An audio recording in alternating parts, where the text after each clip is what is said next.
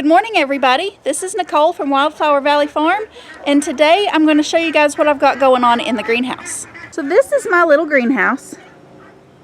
It's not very big, but it is basically just everything that I need in terms of size. First, I have some German chamomile. This seed packet got a little bit damaged, but the seeds themselves are actually in a smaller plastic seed packet inside of this, so they weren't damaged, thankfully. But I just sprinkled several on this little pot here. I'm also going to direct sow some directly into my raised bed when I decide where. I know that they will winter over. I discovered that by accident. So we'll see if they'll actually sprout here. Next, I have this rainbow Swiss chard. If you've never planted chard before, these are what the seeds look like. And those are actually, I don't know if they're seed pods, like if there's multiple seeds in there. They're very hard. I haven't tried, but I don't think that you can crack them open easily. They're very hard, and I don't know if there's multiple seeds in there or if that one seed will just put off several shoots. But as you can see, sometimes they put out multiple plants, because I planted one of these in each corner of this pot, and as you can see here, I have 3 little plants coming up, and just one right here.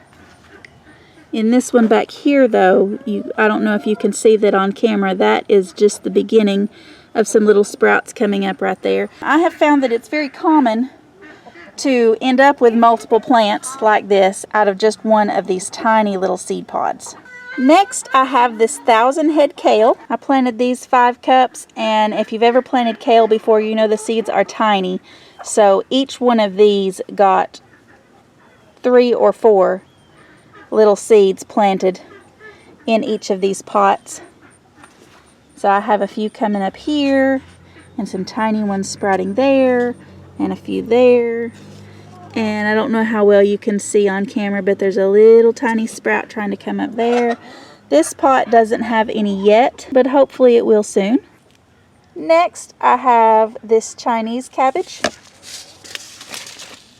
That is what is planted in both of these containers back here. Each one has 6 spots, and then, so that is a total of 12 that I planted.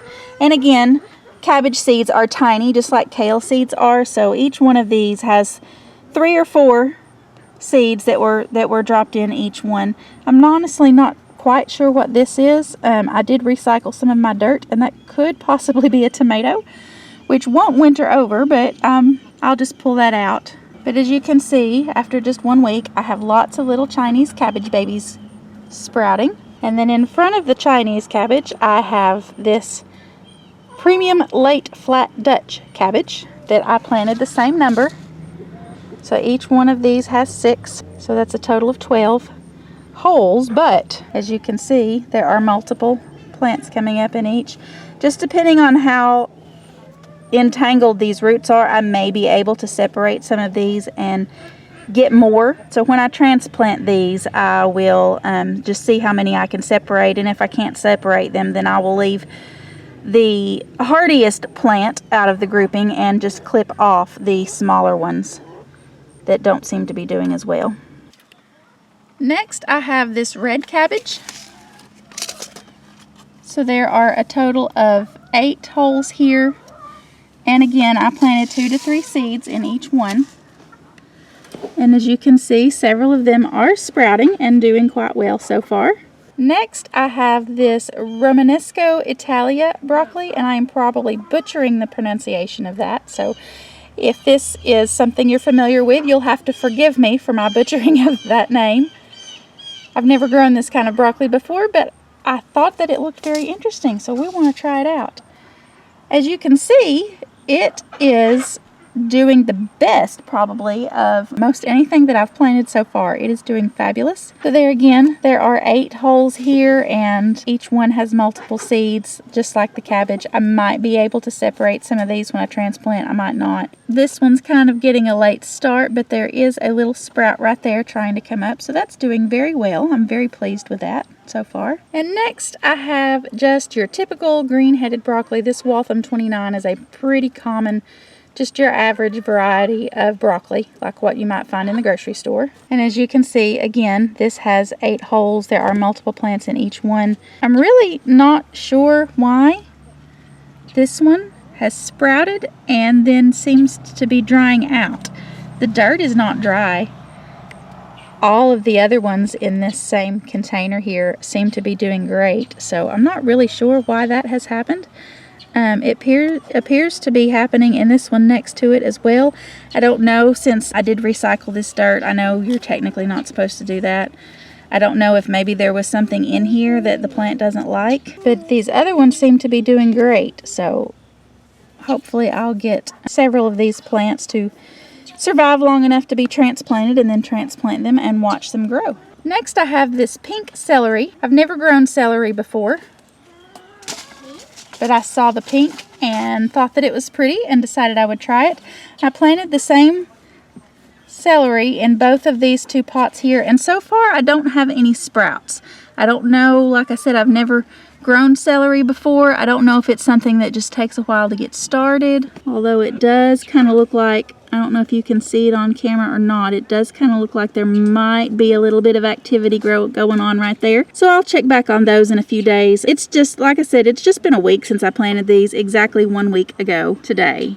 And I know that some things take a little longer to sprout, so I'll just check back on these in a couple of days and see how they're doing. And the last thing that I have going on in the greenhouse is this green bok choy. If you're familiar with the kind of bok choy that you get in the grocery store, these stems right here are typically white and then the upper leaves are green. And as you can see in this picture, the whole thing is about the same color green. I have never grown this particular variety before, so I wanted to try it and see how we like it. And as you can see, these seem to be sprouting quite well. That, I think, is a tomato, again, because this is recycled dirt. But I do have a few coming up here and there, and maybe some more, and looks like there might be one trying to sprout right there, so maybe some more. I'll keep an eye on these and see how they go. Also, a week ago, at the same time that I planted these things here in the greenhouse, I direct sowed some seeds in the raised beds in the front yard. So let's walk up there and see how those are doing.